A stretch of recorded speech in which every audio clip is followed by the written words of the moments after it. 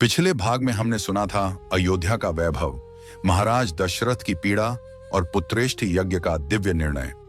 आज वह शुभ घड़ी आ चुकी थी जब धरती पर धर्म स्वयं अवतार लेने वाला था। पुत्रेष्ठ यज्ञ के पश्चात राजा दशरथ ने अग्निदेव द्वारा प्रदान की गई दिव्य खीर अपनी तीनों रानियों को श्रद्धा सहित ग्रहण कराई। महारानी कौशल्या ने उस खीर का सर्वाधिक अंश पाया, महारानी कैकेयी को दूसरा भाग प्राप्त हुआ और महारानी सुमित्रा ने 2 भाग ग्रहण किए। समय बीतने लगा और शीघ्र ही अयोध्या की हवाओं में एक दिव्य परिवर्तन महसूस होने लगा। चैत्र मास का शुक्ल पक्ष, नवमी तिथि, पुनर्वसु नक्षत्र और मध्याह्न का पावन समय। आकाश निर्मल था, पवन मंद मंद बह रही थी और देवताओं के हृदय आनंद से भर उठे थे। इसी शुभ क्षण में महारानी कौशल्या के महल में एक दिव्य शिशु ने जन्म लिया।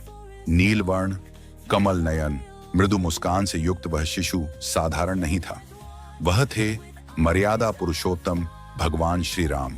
देवताओं ने पुष्प वर्षा की, गंधर्वों ने गान किया और संपूर्ण ब्रह्मांड में हर्ष की लहर दौड़ गई। कुछ ही समय पश्चात महारानी कैकेयी के यहाँ भरत का जन्म हुआ। महारानी सुमित्रा के यहाँ लक्ष्मण और शत्रुघ्न ने जन्म लिया। चारों बालक धर्म के 4 स्तंभ थे जिनके माध्यम से धरती पर संतुलन स्थापित होने वाला था।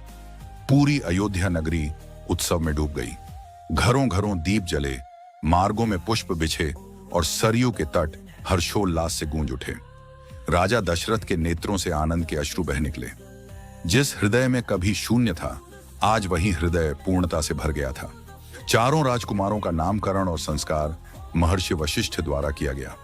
बाल्यकाल से ही श्री राम में गंभीरता, करुणा और संयम स्पष्ट दिखाई देने लगा। लक्ष्मण सदा राम के साथ रहते, उनकी छाया बनकर।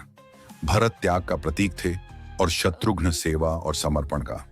यद्यपि अयोध्या आज आनंद में डूबी थी, परंतु समय के गर्भ में अनेक परीक्षाएं राम की प्रतीक्षा कर रही थीं। वनवास, संघर्ष और धर्म की कठिन राह। परंतु जहां राम है, वहां धर्म की विजय निश्चित है। अगले भाग में हम सुनेंगे श्री राम और विश्वामित्र, ताड़का वध की कथा, राम का शस्त्र विद्या में प्रवेश। जय श्री राम। यदि यह कथा आपके हृदय को स्पर्श करे तो कमेंट में जय श्री राम अवश्य लिखें और इस कथा को अधिक से अधिक लोगों तक पहुंचाएं।